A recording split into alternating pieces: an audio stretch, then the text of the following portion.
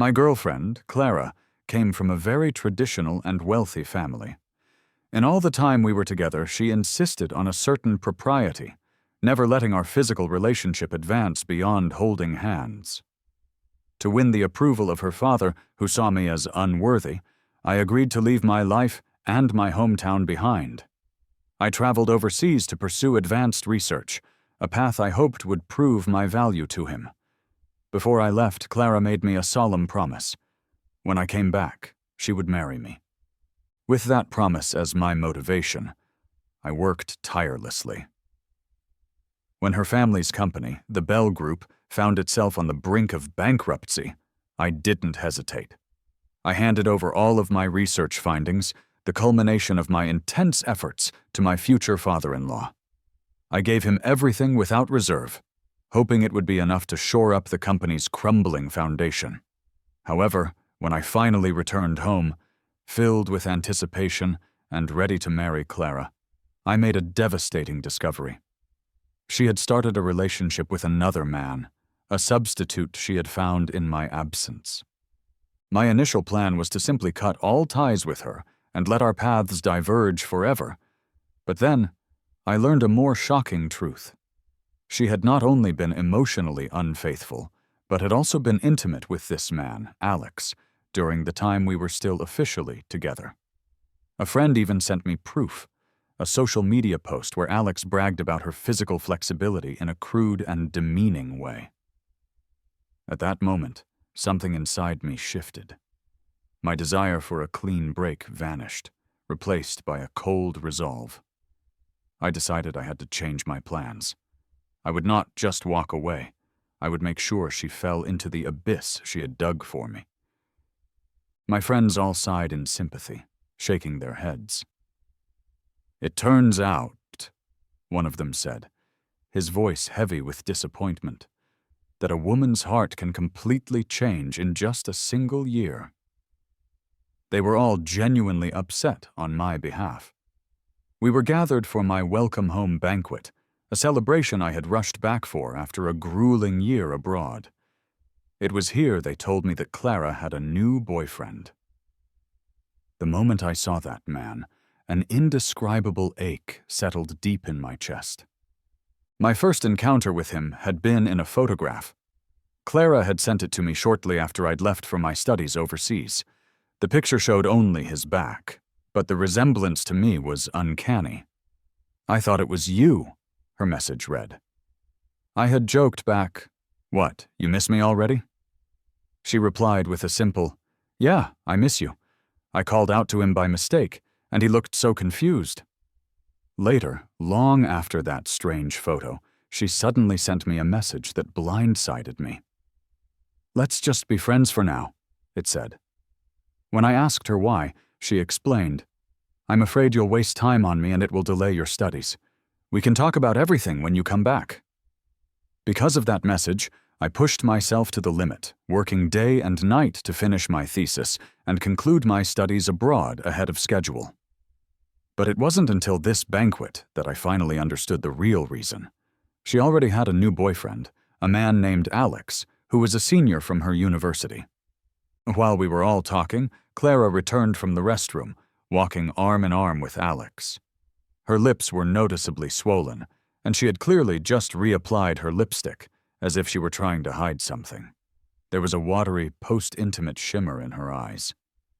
Everyone at the table exchanged knowing glances.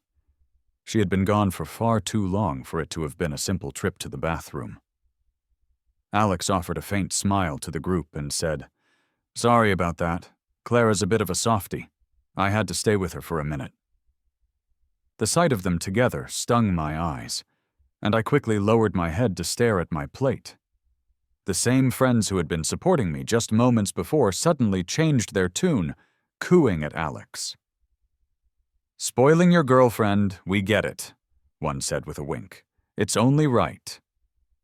One of Clara's friends added with a laugh, "Clara, you have to treat Alex well. Look how considerate he is. He was always there for you when things were tough.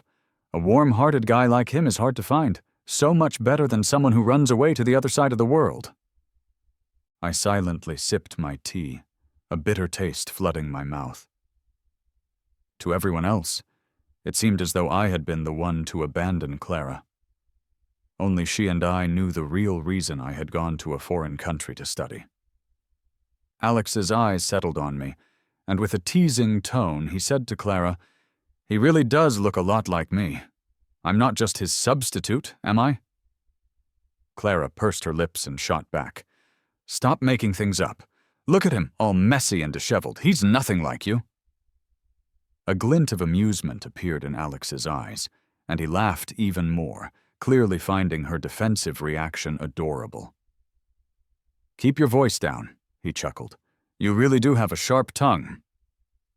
The conversation eventually shifted, and someone turned their attention to me. "I heard you finished a 3-year program in just 2 years," a friend asked. "I also heard you were hospitalized recently. What happened?" A somewhat forced smile touched my lips as I replied, "I was just in a rush to get back and didn't have time to eat properly. It caused some stomach issues, but it's nothing serious. I just need to rest." Everyone subtly glanced toward Clara to see her reaction.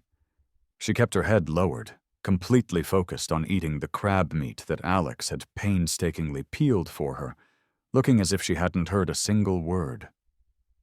It struck me then that I had been with Clara for more than 8 years of my life. From kindergarten, when she would wait by her window to watch me walk home, to the innocent days of high school and all through university, we had been an inseparable pair. She, the wealthy young lady, had transformed from someone who waited for me outside my office after work into a constant, grounding presence in my life. Everyone who knew us assumed we would be together forever. But now, Clara was wearing a new ring, a couple's ring that matched one on Alex's hand as she held hands with another man. Alex's curious gaze kept scanning me throughout the dinner. Just when it seemed like the awkwardness might pass, he suddenly broke the relative peace. "Hey, man," he asked directly. "How did you and her actually break up?" The entire room fell silent. Clara pouted and said, "I've told you before, why are you asking again?" Alex just chuckled. "I just wanted to get to know you from a different angle, that's all." I turned my eyes away from them and answered casually, "People change, and so do their tastes. Isn't it perfectly normal that she prefers you now?" He glanced over at Clara, and a flicker of guilt crossed his face before he said, "I didn't mean anything by it, I just—" For the first time all night, Clara looked directly at me. Her gaze was cold, and her tone carried a clear warning. "Leo," she said, "don't do this." To her, it seemed even my most neutral and simple responses were a form of provocation aimed at her new boyfriend. The atmosphere was becoming suffocating. I put down my napkin, stood up from the table, and said, "Excuse me, I'm going to the restroom." Leaving the private dining room, I felt completely drained, as if all my strength had been siphoned out of me. No one had bothered to tell me that she had found someone else. Just 2 months ago, I had sent Clara a message that said, "I'm coming back." She had simply replied, "Welcome back." In the restroom, a strange, ambiguous scent hung in the air. I leaned heavily against the sink and turned on the faucet, my emotions churning inside me, so suffocating that I desperately wanted to lash out. But I knew I couldn't. They were a normal couple now. And once you break up with someone, there's no legitimate reason to linger or interfere. Suddenly, the restroom door swung open. A voice followed it inside. "Sorry," it said. "Clara left her lipstick in here. I'm just coming to get it." It was Alex. He saw the vulnerable state I was in and stood frozen for a moment, then began to stammer awkwardly, trying to cover for their earlier activities. We didn't do anything." But the evidence was everywhere. The crumpled tissues in the trash can, the tube of lipstick sitting on the counter, the handprints on the mirror, too large, too small. All of it painted a clear picture of what had just happened in this very room. yet he still felt the need to rip the curtain of pretense wide open, making the situation even more awkward and humiliating for me. I took a deep breath and moved aside, giving him space to retrieve the lipstick. Alex, however, didn't leave. He stayed in front of the mirror, inspecting the sink area with a sigh. "We were in a bit of a rush earlier," he said, feigning carelessness. "I'm the kind of person who's a bit clumsy. I don't even know if I broke something." Then, he looked up at our reflections in the mirror and said with a tone of mock regret, "Bro, do you have any tissues? I want to wipe off the marks. It would be so embarrassing if someone else saw this." He kept up his act of regret, but his words were a firm declaration of his ownership over Clara, a deliberate move to rub salt in my wound. I said nothing, simply turned around and walked out. When Alex entered the dining room right behind me, he had a defeated look on his face, as if he had been the one to be humiliated. Clara rushed to his side, pulling on his arm and inspecting him closely. She furrowed her brows and asked with concern, "Alex, what did Leo say to you? Did he bully you again?" One of her friends immediately stood up and pointed a finger at me. "Leo, don't be too much. Alex and Clara have been through so much together. Why should he have to step aside just because you decided to come back?" Those words finally ignited the anger that had been simmering inside me. I gritted my teeth and asked her, "Have you said enough?" She retorted, "What do you mean by that?" I looked up, doing my best to suppress the trembling in my lips. "Don't you all want to know what we talked about in the restroom?" I said, my voice rising. "He just told me that when he was with your dear friend in there, he was so rough that he left marks everywhere and now he needs to clean them up." A wave of disgust washed over the faces of everyone in the room. Alex's own face went pale, and he shouted, "Shut up!" I was shaking with rage. "Clara," I said, my voice dangerously low, "if your family's Bell Group hadn't benefited from my research, you could scold me all you want, but you have no right to—" I clenched my fists, finally raising my voice to a shout. "Miss Bell, do you understand what I'm saying?" I exploded with all my pent-up anger. In front of everyone, I slammed my chopsticks on the table and smashed my bowl to the floor. Everyone froze, staring in shock. Alex stood rooted to the spot, speechless. Clara, looking frightened and pitiful, shrank into his arms.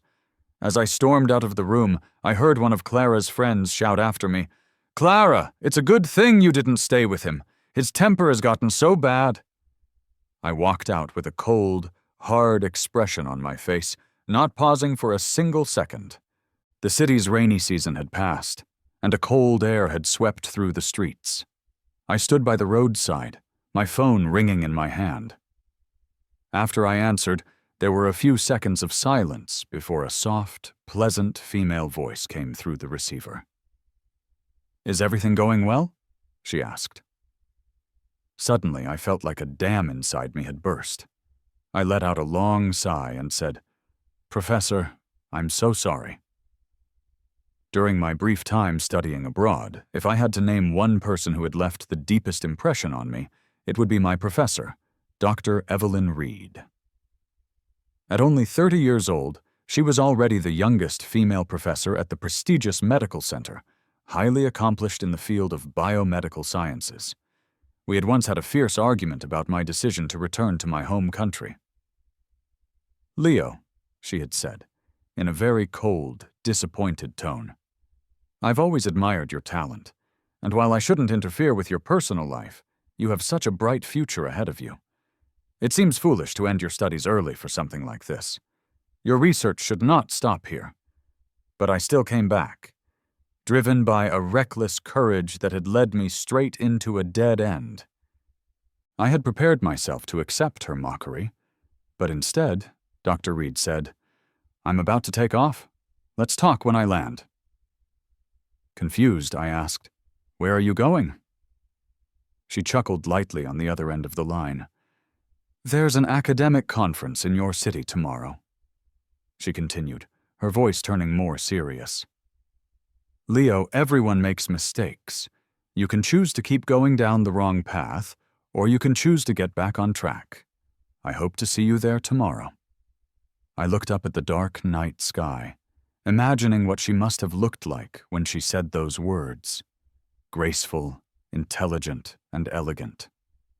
I rubbed my throbbing temple, my voice hoarse as I replied, I understand, Professor. I had rented an apartment in the city center, located in the same neighborhood as Clara's family home. At the time, I had thought it would bring us closer together once I returned. Now, it had become the most uncomfortable place for me to be. I was just pulling the curtains shut when a call came in from one of Clara's friends.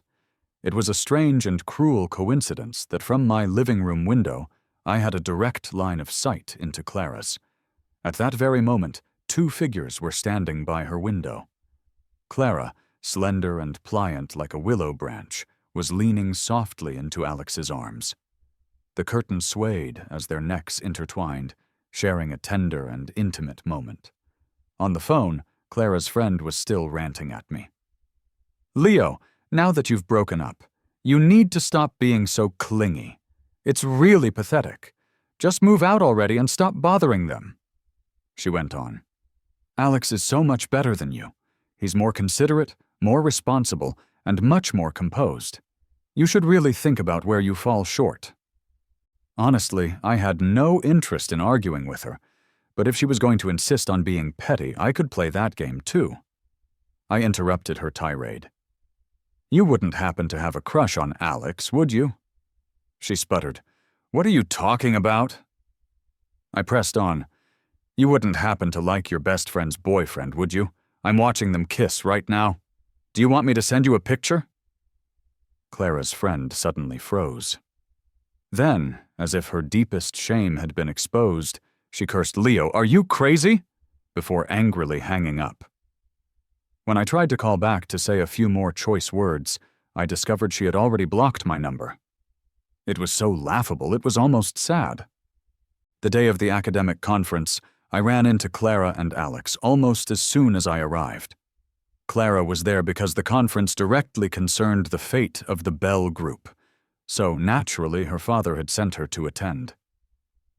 The research I had conducted with Dr. Reed was set to directly determine the future development of their entire industry for the next few years. Alex had his arm wrapped possessively around Clara's shoulder, and as he scanned the area, he directed a question at me. Bro, who did you come in with? From his smug expression, it was clear he thought I was some kind of overseas pretender who had managed to sneak into the event. He probably assumed that even getting into the venue was a favor I owed to someone else. I chose to ignore him, but he continued to provoke me. If you have a new girlfriend, you should show her to us. Congratulations, really. Leo. Dr. Reed's calm voice suddenly cut through the tension. The next second, she was standing at my side.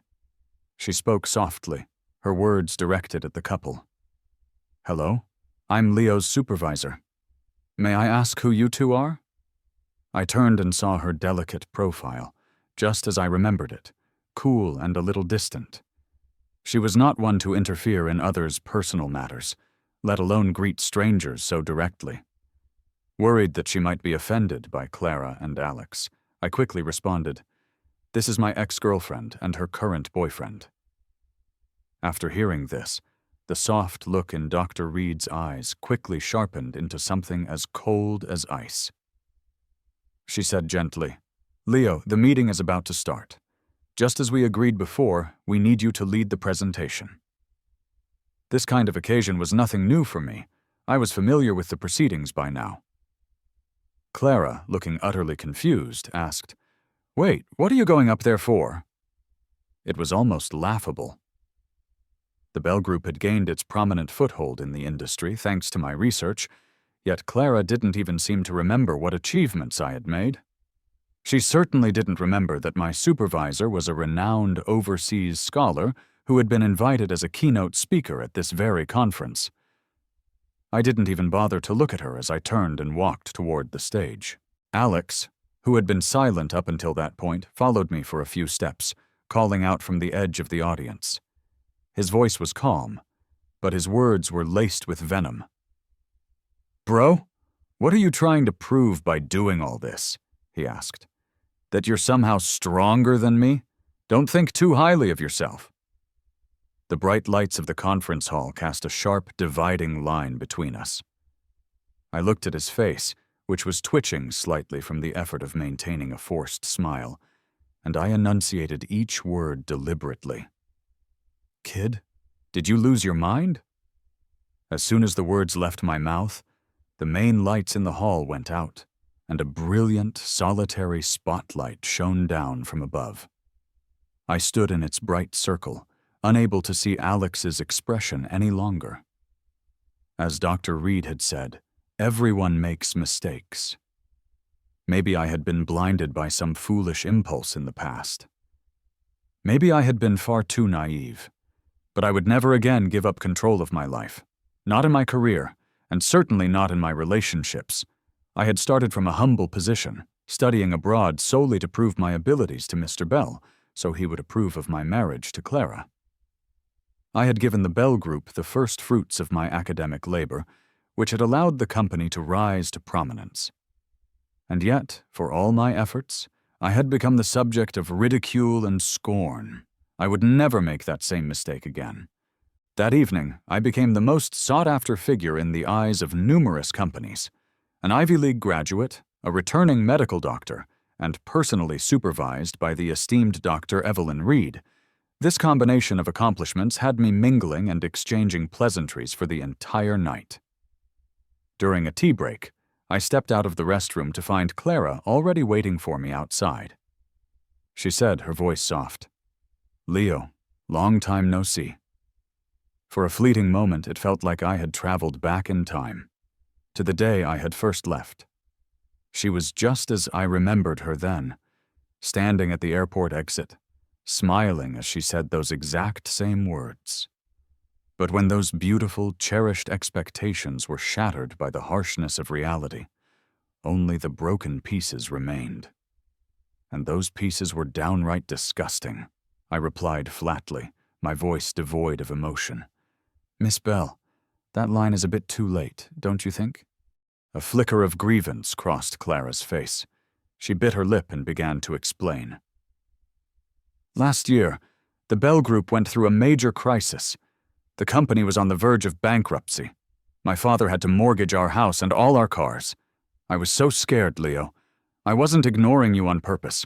I wanted to talk to you, but you were always so busy with your so-called experiments." Listening to her sudden, self-pitying outburst, I let out a mocking laugh. "Are you trying to blame me now?"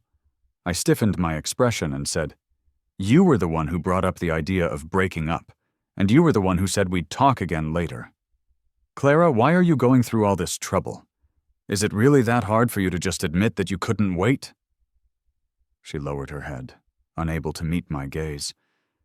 She said softly, her voice barely a whisper, "Can we get back together?" Without a second thought, I slapped her hard across the face.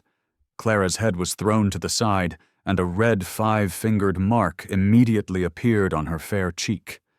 I was laughing, but it was a laugh born of pure anger.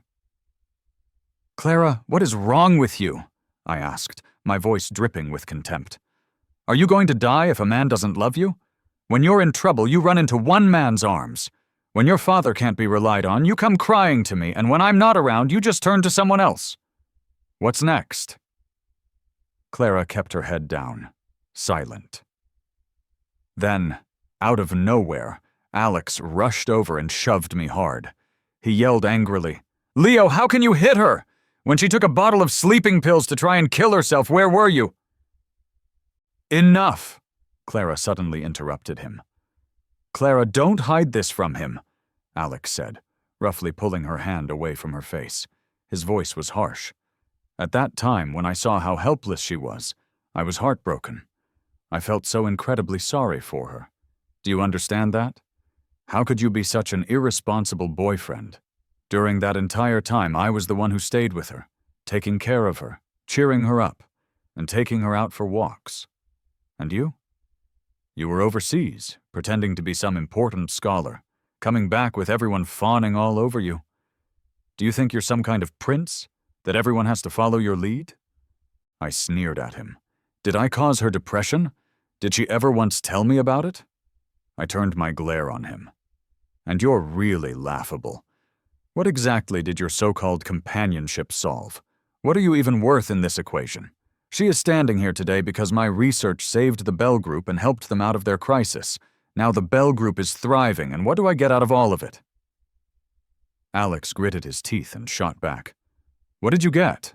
Don't you know what you're like tonight? I replied calmly. Of course I know exactly what I'm like tonight. It's what I deserve. She is alive today thanks to the doctors who treated her. So what exactly do I owe to you? The doctors worked tirelessly to save her life, so why didn't she decide to marry one of them? Alex's face turned beet red, as if he had been subjected to the greatest humiliation imaginable. He shouted, She has depression. Do you even know what that means? I replied impatiently, How many times are you going to repeat that? Are you a broken record? I waved a dismissive hand. If she's sick, she should get professional help. But don't you dare come at me with it. In that moment, Alex looked furious enough to attack me, but he was stopped when Clara grabbed his arm. She said softly, her words meant for him but stabbing at me. Stop it. I know in my heart who has truly been good to me. Those words felt like a needle, stabbing straight into my heart. The medical center was located at a high latitude, with snow on the ground for most of the year, and the temperatures at night often dropped well below freezing. I had worked tirelessly, moving between the lab and my dorm room, under the cold, dark sky, often all through the night. 2 years of my hard work went into the research that I gave to the Bell family, all for Clara. And she stood there and said she knew in her heart who treated her well. I was beyond furious. I gritted my teeth and muttered, Clara, a dog must have eaten your conscience. She ignored me completely, holding on to Alex's arm and saying softly, Alex, let's go home. When I pushed open the heavy glass door to the hotel's rooftop terrace, it made a rather loud noise, startling a few people who turned to look at me. Dr. Reed was already sitting there at a small table. She tilted her head and said, a small smile playing on her lips, That's the first time I've ever seen you lose your temper. I rubbed my forehead, trying to suppress the wave of frustration that was still washing over me. I just ran into some trouble, I said. It's nothing major. Dr. Reed blinked, sizing me up from head to toe with her intelligent eyes. She said simply, It's fine. You don't have to hold it in. I turned my gaze away from her and looked out at the city's sprawling nightscape. The lights were scattered below like fallen stars, and the lines of traffic flowed endlessly. A gentle breeze brushed against the collar of my shirt, and the noise from the street below slowly began to fade away. That damn Clara! I suddenly cursed out loud, the words spilling out of me. What the hell is wrong with her? She's so shameless! Dr. Reed just smirked and handed me a glass of wine from the table. I clenched my trembling fist, took the glass from her, and downed its contents in a single, desperate gulp. Dr. Reed's voice softened. Do you remember the first time you came to my lab? I scratched my head, the memory feeling like a lifetime ago. Yeah, I mumbled. I made a complete mess of everything and even made one of the senior researchers cry.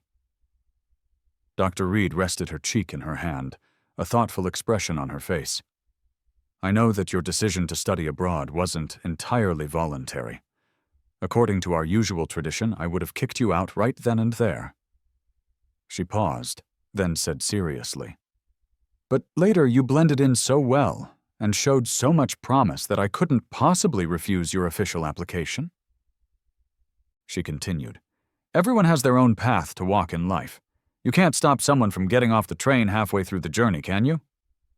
She looked at me intently. Leo, you don't belong here, in this petty drama. I sat down heavily in the wicker chair opposite her, staring blankly at her. I said, "Professor, I thought you were going to tell me to think things through." She was a person who never pried into anyone's personal matters. This was probably the most personal thing she had ever said to me. Dr. Reed's almond-shaped eyes locked on mine, and she stared at me seriously for a long while, her expression unreadable. Suddenly, the wind picked up around us. She spoke again, her voice soft as she looked down at her hands. "Sorry," she said. "I have my own selfish reasons." Those words were almost swept away by the wind, but the very tip of them brushed against my heart. I shivered slightly, though not from the cold. The academic conference ended before 10 o'clock. As I walked out of the conference hall holding my briefcase, I noticed a crowd had gathered in front of the main entrance. A faint, acrid smell of ash hung in the air. As I stepped down the final stairs, I saw that someone had placed a small metal fire pit directly in front of my parked car. The flames inside had just been extinguished, and several photographs were lying in the ash. Only half of a face remained on the top one, burned beyond recognition. It was a photo of me. The crowd around me had already started to discuss the scene.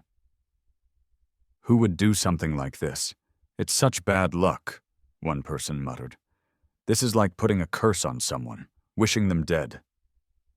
On the windshield and the body of my car, someone had scrawled a message in bold red paint. "The bastard deserves to die." The culprit had chosen the brightest red imaginable, writing the hateful words several times across the front windshield and the doors. As people in the crowd began to realize that I was the owner of the car, they started pointing at me. "He looks like such a decent person," someone whispered, "but he's hooking up with other people's wives. It's no surprise someone did this." Another added, "Actually, there are quite a few people like him. They seem so proper on the outside, but they're really just hypocrites. People like him don't even deserve the achievements they have." Blood rushed to my brain instantly. Even though I prided myself on my good manners and composure, I couldn't tolerate having this kind of dirt thrown on me again and again. Through the sea of faces in the crowd, I caught sight of Alex's calm, almost courageous gaze. Where did he get this kind of courage and confidence from? I pushed my way through the crowd and charged straight towards him. Alex clearly didn't expect me to act so quickly. He froze in place, his smug look faltering. The next second, I had him by the collar. I yanked him over and slammed his face against the glass of my vandalized car. I spoke through gritted teeth, my voice cold and low. "Clean it up."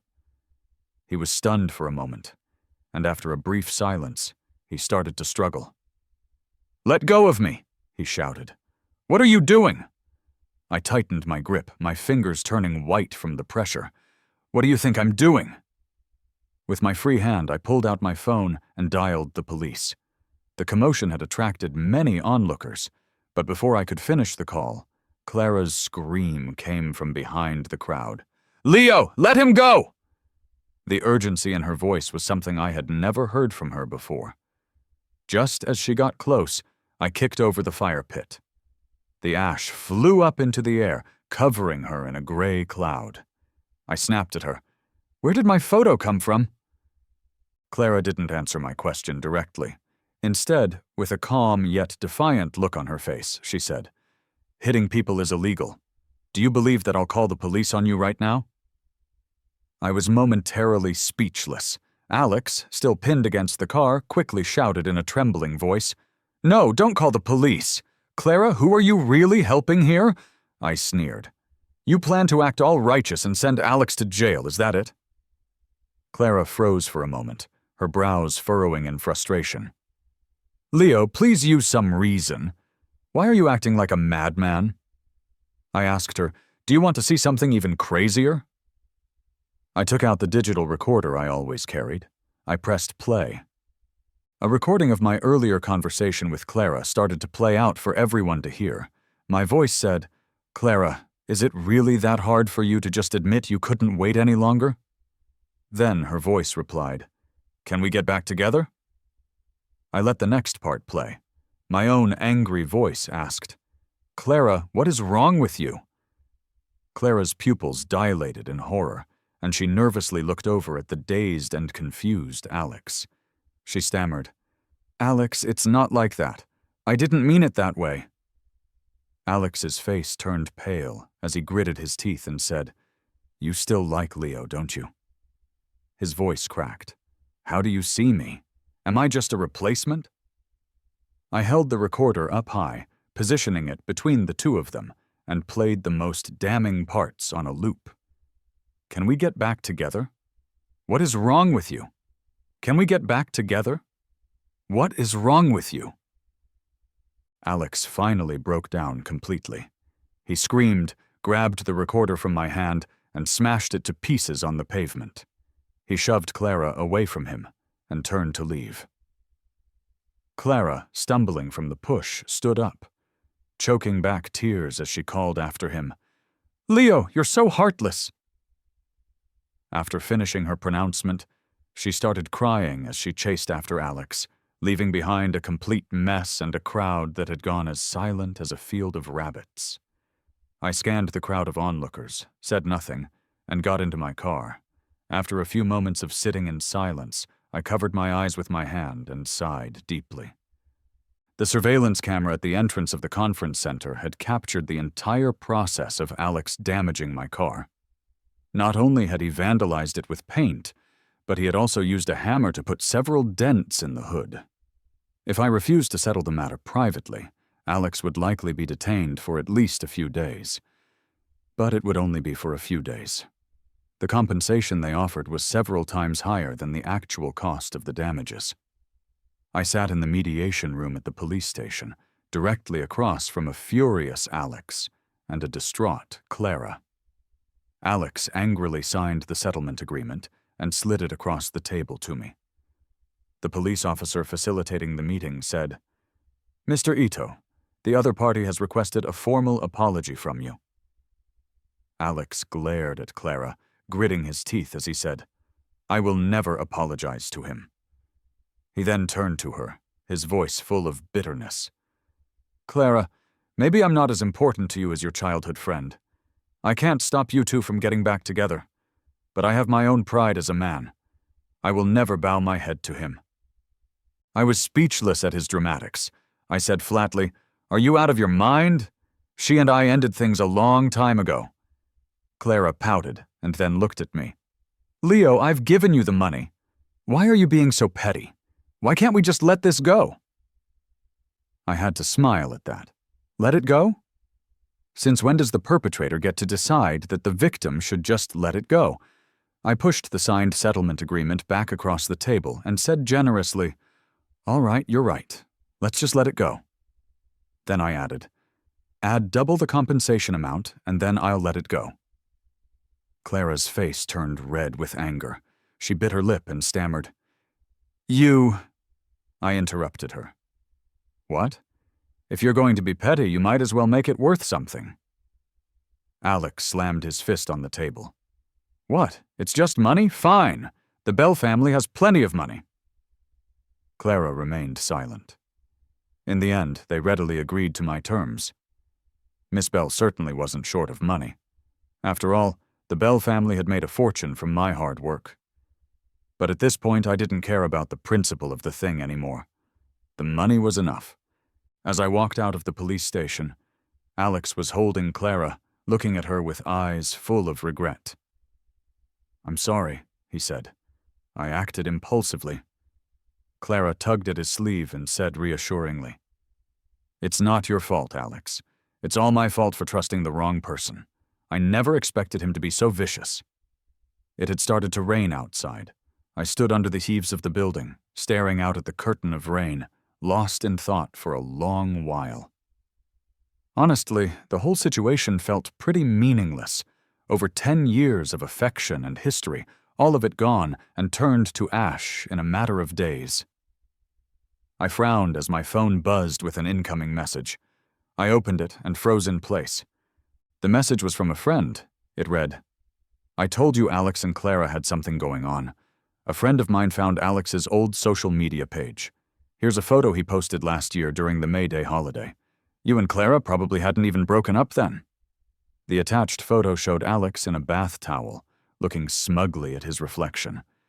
He was holding a phone with his right hand, taking a selfie in a hotel room mirror, while his left arm was wrapped tightly around the slender waist of a woman who was wearing a face mask. The caption read, "Met up with a junior from my university.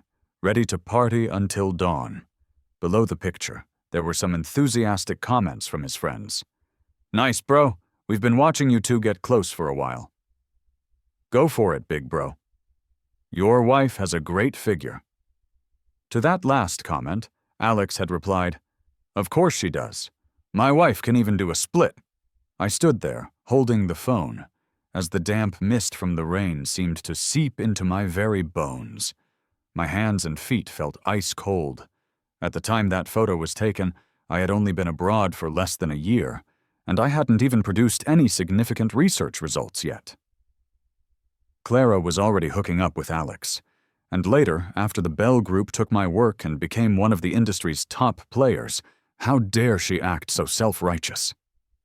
"Leo," Clara called out from behind me. Her tone was cold and businesslike. "Considering we've known each other for so many years, you should seriously consider collaborating with the Bell Group."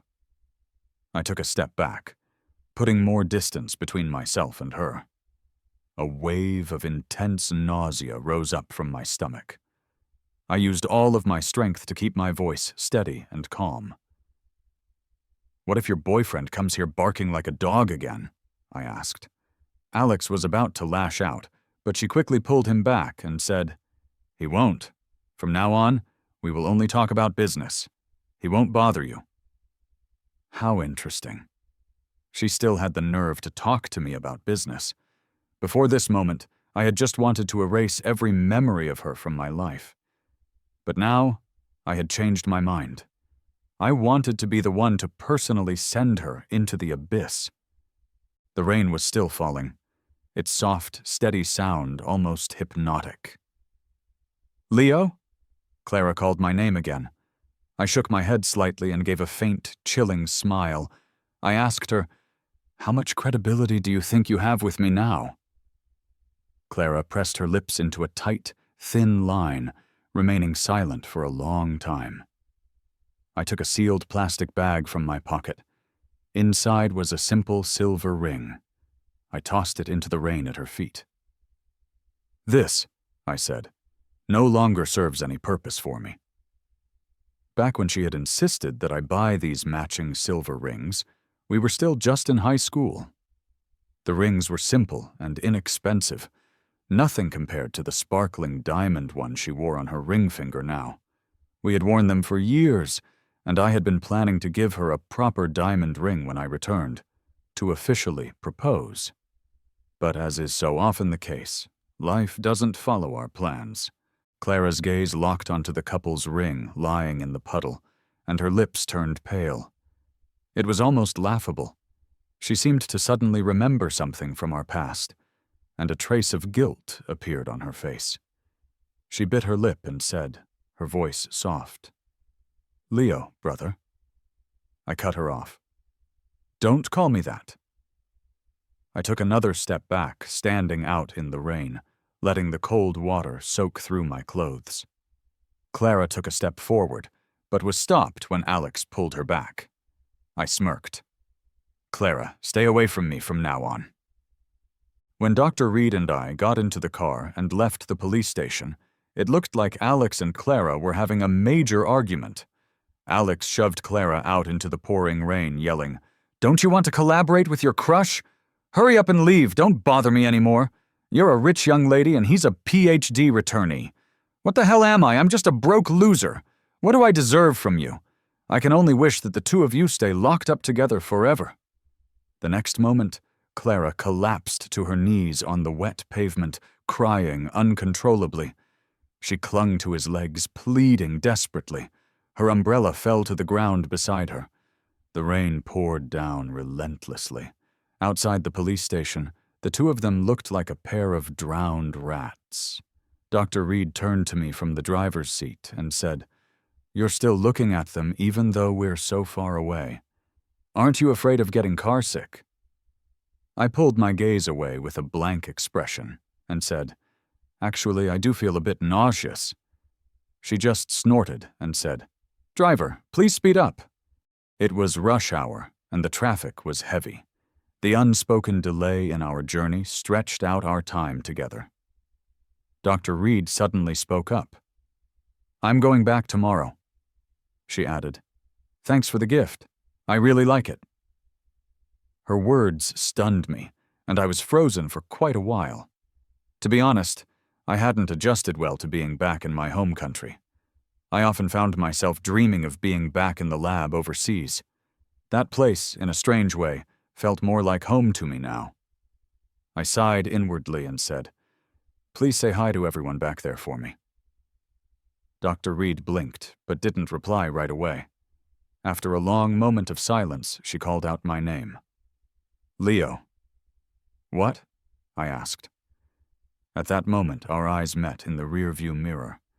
In each other's gaze, we saw the things that we both held on to, the unspoken hopes and ambitions. Dr. Reed opened her mouth as if to say something, but then she closed it. Instead, she just smiled and said, "I wish you all the best." I replied, "Thank you, and you too." The rain outside the car grew heavier, washing away all those unspoken feelings, and soon nothing could be seen through the windows anymore. After Dr. Reed left, I joined a subsidiary company of the Bell Group's main rival. It was called Jinxing.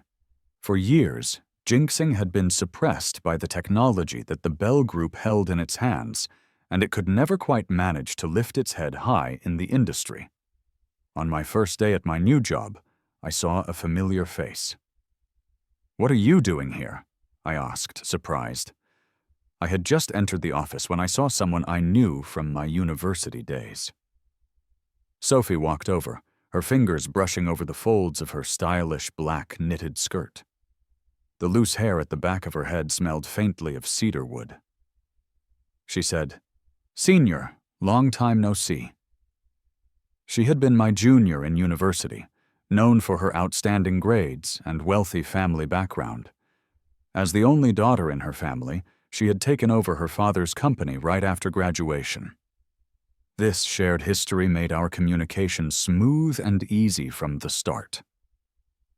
Sophie poured me a cup of tea and said with a serious expression, "Senior, actually, you could consider taking an equity stake in our company with your technology.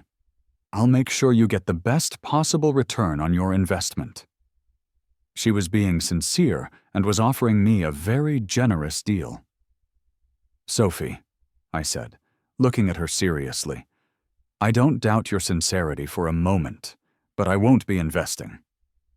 She asked, "Why not?"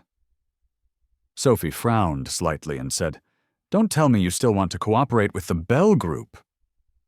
I smiled and interrupted her. "Everyone wants to make money, of course, but it's just not the right time for that yet." I leaned in slightly. "Sophie, I need you to do me a favor." Recently, Alex's social media updates had become increasingly frequent and boastful. "Visited my future father-in-law today. I asked if I needed to prepare anything, and Clara said she'd help me with everything. With a wife like her, what more could a man ask for?" Another post read, "Haha, my father-in-law is very pleased with me. It looks like I don't need to work hard anymore." Many people in the comments section were teasing him. Are you about to achieve financial freedom? Some others, however, were more critical. Laughable. Just a man living off his woman's money. Is that really something to be proud of? Someone replied to that comment, "The person above must still be too young. You clearly didn't graduate from the University of Life. Reading thousands of books is not as good as traveling thousands of miles, and traveling thousands of miles is not as good as having a rich woman to support you." Another person commented, "So what if he's living off her?"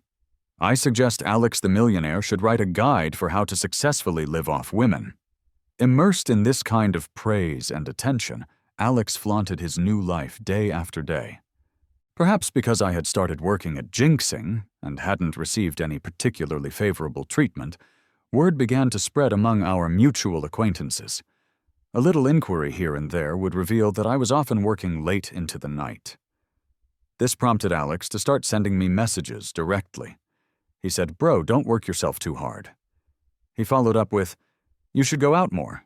If you get a girlfriend and then end up exhausted from overwork, you'll earn all this money but won't have the energy to spend it.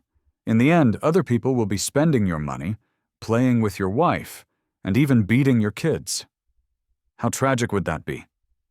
He then added, I feel so guilty. I get to drive luxury cars and live in a villa without doing any work. It's so comfortable. Actually, I really have to thank you. If it weren't for your research achievements, I wouldn't be able to live this good life." I ignored him completely. This continued for more than half a year.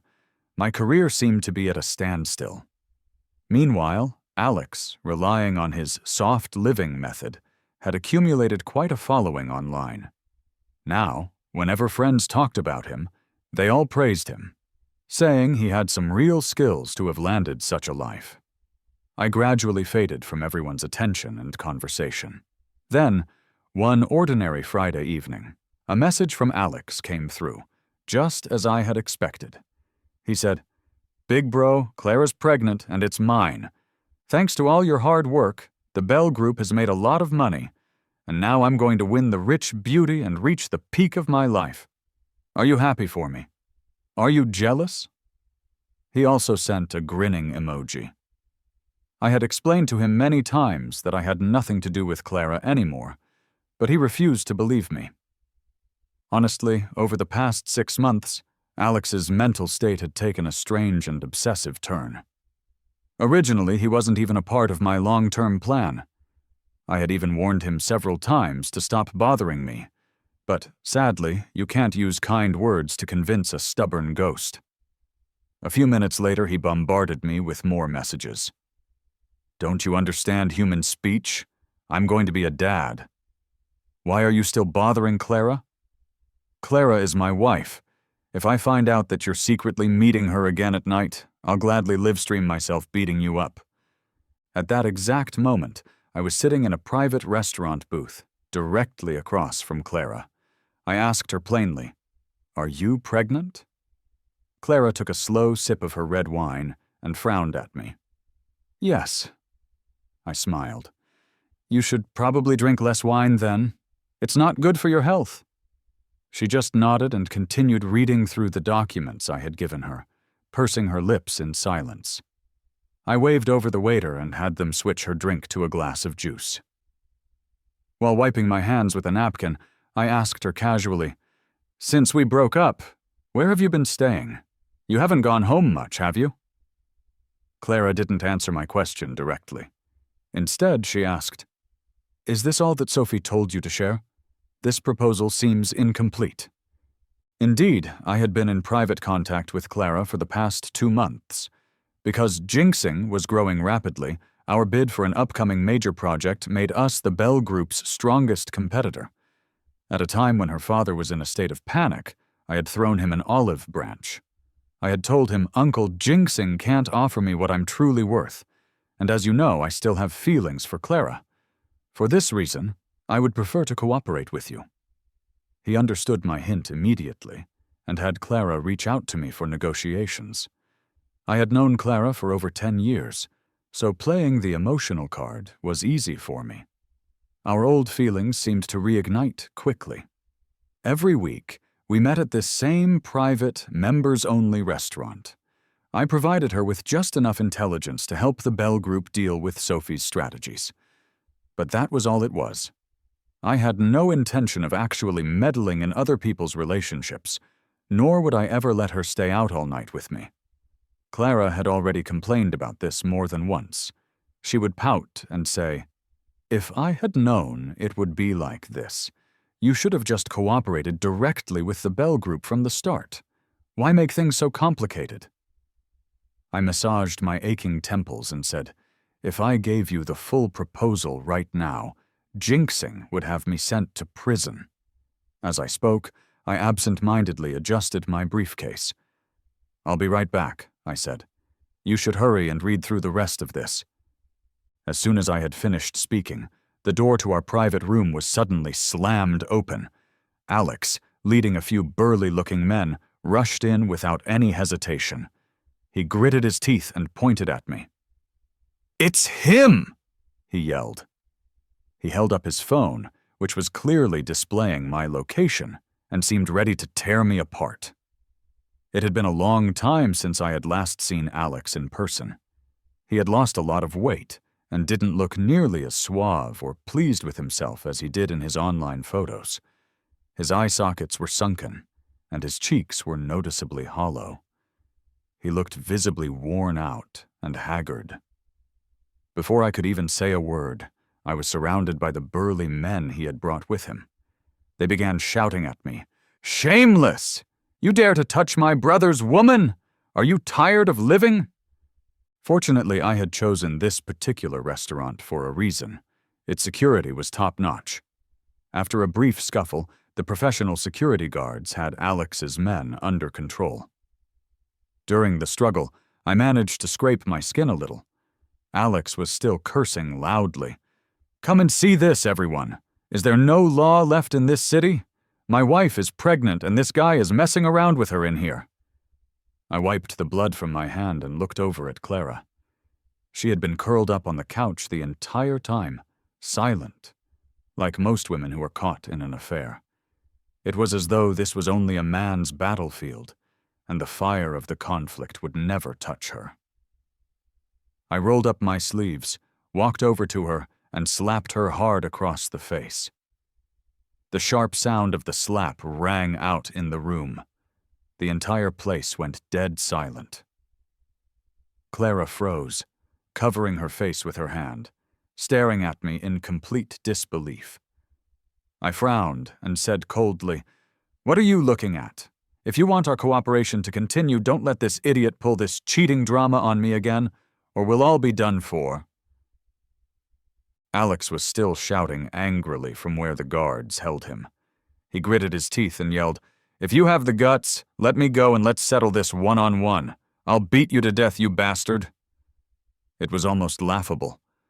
When I was younger, I could never understand Clara. I just thought of her as some kind of high and mighty goddess, and I was happy to be her loyal dog. Who would have thought that in just a few short months I would see her for who she really was? She is selfish and completely self-centered, with no one but herself in her eyes. Seeing that she wasn't moving, I smiled casually and said, "Clara, don't forget, this is a commercial crime we're committing. If we get caught, we'll both end up in jail." Alex was impulsive and hot-headed. He didn't care about consequences like that. All he knew was that if I was in the same room with Clara, their old feelings might flare up again. Like a wild beast, once he finally broke free from the security guards, he picked up a decorative stick from a vase and smashed the television in the room. But Clara, who had already come close to falling into the abyss herself, did care about the consequences. Her glamorous and comfortable life couldn't end like this. For the next few minutes, I became a passive observer. Clara slowly walked over to Alex, and in the next second, she slapped him hard across the face. Alex stared at her, his eyes wide with disbelief. His anger seemed to evaporate in an instant, replaced by a deep sense of disappointment and confusion. He said hoarsely, "Clara, what's going on?" A trace of regret flashed in Clara's eyes as she bit her lip and said, "Sorry, Alex, I just—" Alex's face turned pale. He looked at her deeply one last time, before turning around and leaving with his men, not looking back. Clara turned her back to me, her figure looking desolate and alone. After a long pause, she said, "Leo, I'm already pregnant with his child. This is the last time. After this is over, let's never see each other again." I picked up my briefcase and couldn't help but laugh sarcastically. Pregnant with his child? She shouldn't make me laugh. She probably didn't even know whose child it really was. Every time we wrapped up our business meetings early, she would go off with her girlfriends to places where everything was kept under wraps, only returning home late at night. When Alex found out about our meeting, she had tried to shift all the blame onto me, hoping I would take the fall for her. In her dreams. I picked up my coat and brushed past her. As I did, I whispered, "Clara, you better start accumulating some good karma. Build some virtue. Otherwise, after you die, not even hell will have room for you." Half a month later, the official bidding for the major project began. In the midst of this crucial period, Clara became the center of a huge scandal. Alex, using his platform as an influential online blogger, came back after disappearing for half a month and directly exposed the so-called affair between her and me. The online backlash was overwhelming and vicious. I wasn't spared from the public's wrath, either. Sophie called me, her voice tinged with concern. "Senior," she said, "have you ever thought that this whole thing could completely ruin your reputation?" I was looking at a photo that Dr. Reed had sent me. She was standing in front of a magnificent snow-covered mountain, gazing at the sunrise. Her almond-shaped eyes looked calm and gentle. At that moment, I suddenly missed her a little. I turned the page on the paper calendar on my desk, marked the date with a check, and then said into the phone, "No, I just hope that when Venus becomes the new leader of the industry, the promises you made to me will be fulfilled." Jinxing had been rebranded as Venus.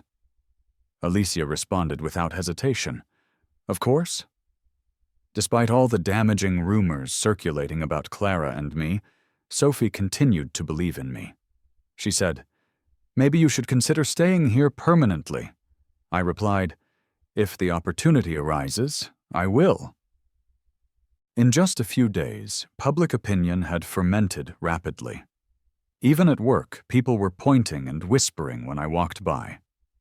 I often found myself staring up at the 19th floor of the office building directly across the street from mine. That was where Clara worked. One day, she finally noticed me looking. She waved at me. Soon after, my phone rang. It was her. She said, "My father has taken control of Alex. It's time to release the clarification statement. As long as you provide an alibi that we weren't together that night, I will be cleared of all this." I had to laugh. Why didn't she just post the clarification herself? Because she wasn't innocent. She just wasn't with me that night. I sat at my desk, lazily crossing my legs as the warm sunlight streamed through the window. I replied, "Clara, I don't want to post it." Her voice tightened. "Why?" I answered in a mocking tone. "Because I love you, don't I?" I continued. "Leo is so foolish. Even after being betrayed once, he still wants to stay with Clara and act like her loyal servant." These were the exact words she had said just last week while talking on the phone with her friend. I had overheard it by complete accident. Clara wasn't exactly smart. She was willing to believe that all men were simple creatures controlled by their lower bodies. That kind of mindset was, in itself, quite foolish. The line went silent for a moment. Then she replied, her voice laced with desperation. "Leo, what do you want? If you help me with this, I can marry you." Her response amused me greatly. I laughed and said, "What are you even thinking? Have you forgotten that you're pregnant with someone else's child?" She started to panic. "Leo, please don't say that," she pleaded. "You know I'm innocent in all this." "No, I don't," I said as I stood up and gently tapped on my office window. "Clara, you need to handle your own business." I hung up the phone and saw her glaring at me through the floor-to-ceiling window of her own office. I knew she was about to explode. When someone wants to vent their anger but has nowhere to direct it, they are not far from completely losing their mind. This scandal caused huge financial losses to the Bell Group and made Clara lose face in a very public way. I refused to testify for her, and to make matters worse, Sophie, on behalf of Venus, called the police and accused Clara of conspiring with me to steal business secrets. In front of the police, Clara honestly admitted that she had been going out at night with her girlfriends. She detailed her visits to corrupt officials' private clubs and the homes of rich second-generation heirs. I was in the room next door, and I overheard the entire confession. This time, Alex completely broke down. He slammed a medical report down onto the table in front of Clara's face. He yelled, "Clara, you're really something!" He continued, his voice full of rage and disgust. "You have absolutely no shame. Don't you know who your father is? And you call yourself a young lady? I think you're just a freak." The report showed it wasn't one person she had been with, but several, all on the same day. The entertainment circle, as they say, really is a messy place. I tried to zone out, staring vacantly at the wall, doing my best to suppress the urge to laugh out loud. The police officer slapped the table, his face stern. "What's going on in here? Focus!" he barked at me. I just said I didn't do it. The officer asked, "Then why does she have your company's internal documents?" I replied, "I'm not sure about that." Soon, they found the surveillance footage from the night I had secretly met with Clara at the restaurant. While I had gone to the bathroom, the footage clearly showed Clara opening my briefcase. She took out my laptop and inserted a USB drive. It was her, and her alone, who had, through illegal means, obtained the business secrets. I had nothing to do with it. I was released without any charges. It was raining again, as usual. It seemed like it always rained whenever I had to come to a place like this. I much preferred the snow. Sophie was standing by the door of the station, waiting for me. She had a look of sheer amusement on her face as she laughed. 7 or 8 of them, Senior. I really had no idea that Clara was so messed up privately. It's truly outrageous. I would have thought she was filming a movie." Halfway through her laugh, she stopped and said, "Senior, can I ask, have you had a medical checkup recently?" I smiled and said, "Don't worry about me. You should be thinking about how we're going to make a lot of money." When I first entered medical school, our teachers had drilled into us the importance of checking for infectious diseases before getting involved with anyone. Because of that lesson, for all the years I was with Clara, I had never rushed into the next physical step with her. As it turned out, that caution had helped me avoid a complete disaster. Alex had gotten seriously ill and was completely drained of all his energy and spirit. The poor guy was slumped on a public bench near the station, looking lost and disoriented. I didn't want to deal with him, but as I passed by, he called out my name. He asked, his voice a hoarse whisper, "How come you're fine?" I looked down at him, sighed, and handed him a business card from a friend of mine who worked in the infectious disease department. I said, "Stay strong. When Clara gets out, you'll have to be there to support her." I choked up, feigning emotion. "You'll need to take care of her." Then I covered my face, quickly turned, and walked toward Sophie, who was now laughing hysterically. Behind me, I heard Alex's furious, anguished scream. He almost tried to hit me. My agreement with Sophie was that I would invest my technical expertise in her company, helping her turn Venus into the undisputed industry leader. In return, she would help me sabotage the Bell Group. But I never expected Sophie to show such sincerity and trust in me. She gave me the real data. As a result of the failed espionage, which was pinned entirely on Clara, Venus had suffered a loss of $20 million. Her original goal was simply to get Clara sent to jail. The commercial crimes, coupled with the revelations about her years of chaotic power and sex transactions, led to Clara's conviction and a lengthy prison sentence.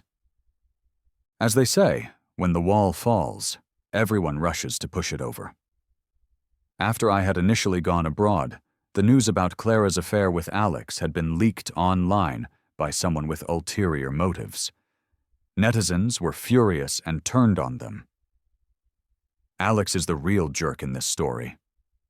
One comment read, "A jerk and a cheap woman. They deserve to get sick." Another said, "It's a good thing Leo is clever. If it were an ordinary person, they'd have no choice but to swallow the bitterness." It had been a full year since I first learned the truth, and everything was finally settled.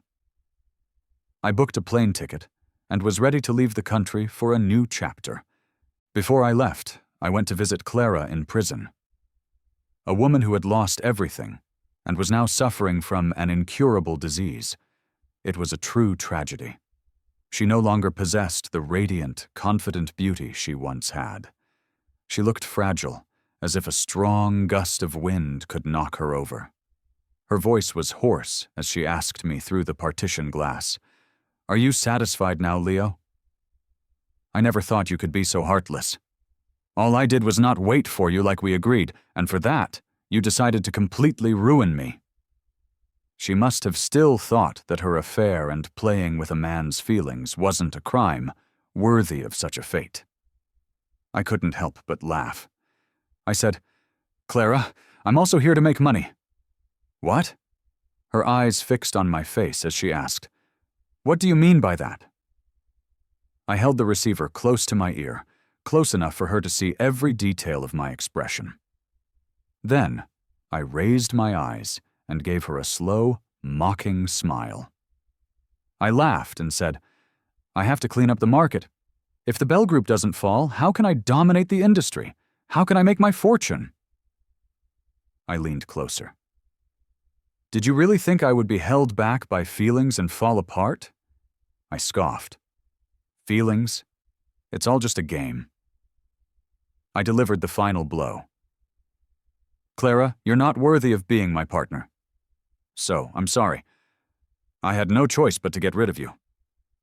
These were probably the most terrifying words Clara would ever hear in her life.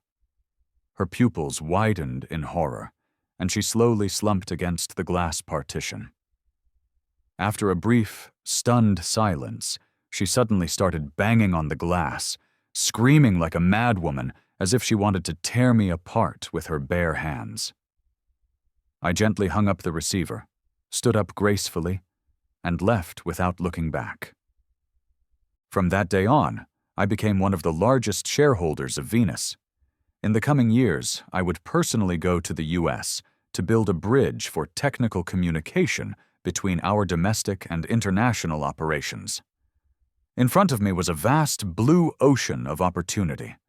The rotten fish and shrimp, like Clara and Alex, were bound to stay on the shore, heading toward their own inevitable sordid end. On the day I was about to leave, Sophie was at the airport, pulling my suitcase for me. "Senior, actually, I really like you," she said, her confession direct and honest. She was always proactive and straightforward. After I had rejected her countless times in the past, she still persevered. I smiled and asked her, "Love or money?